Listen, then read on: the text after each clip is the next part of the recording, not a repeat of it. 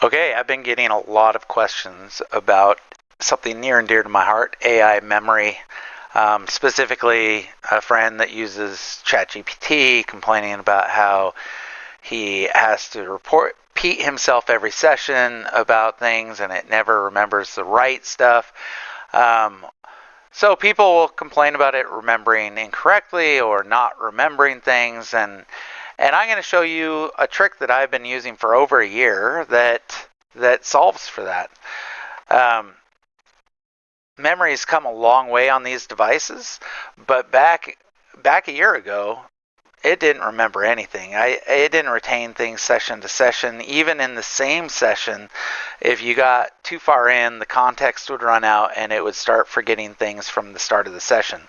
Copilot was my favorite for a long time, but you would feed it files, you'd feed it information, and then you'd have to start over eventually every time. So my workaround was I would always have it update a memory file that I would just use a Word document.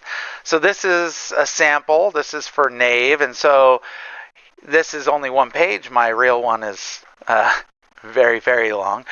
But what you would do is you would go into Claude or go into whichever AI you're using, and every time you would feed in this first memory document, and then it will suck all that in and it will start the session off knowing you a little bit better. While that's chunking that away, I'll show you. Now AI does remember you. I asked, this is Copilot, tell me what you know about me, but redact any personal information. It did a pretty good job.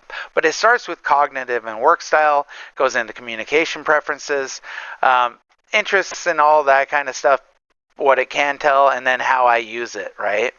So that is a great example of a good memory, and I can do that in pretty much every system, and it works. But there's going to be discrepancies. I use an example of being overseas and looking up on Claude, taking a picture of a card that I found in a thrift store, and I wanted to know the value of it and whether I should purchase it. And for the next couple of weeks, it thought that I was an avid collector of these, and it would list it in one of my top hobbies. And it's like, no, that was a one-off thing, right? So it read the files, and it's like, hey, Nave, got my bearings, read back through memory. Is the thing you've been chasing, a memory you can carry between tools. It works.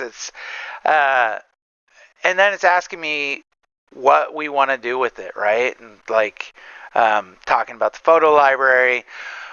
So here's another trick. At the end of every session, what I would do is I would have AI update that same file. So I wouldn't have to update it every time. I would lead in with it to give AI where we were, and then at the end of the session I would have it update it for the next time, and then I was able to close down. Don't have to do that anymore with Claude CLI at all. It's one of the benefits of Claude CLI, and we're going to talk about that next episode.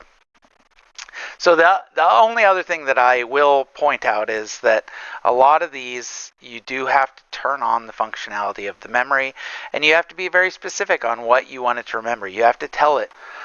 So that's it. Keep a file, tell it what to remember, and it will never forget you again. You can see here it's suggesting another episode, which we're not going to film. One file, any AI. That's pretty much this episode.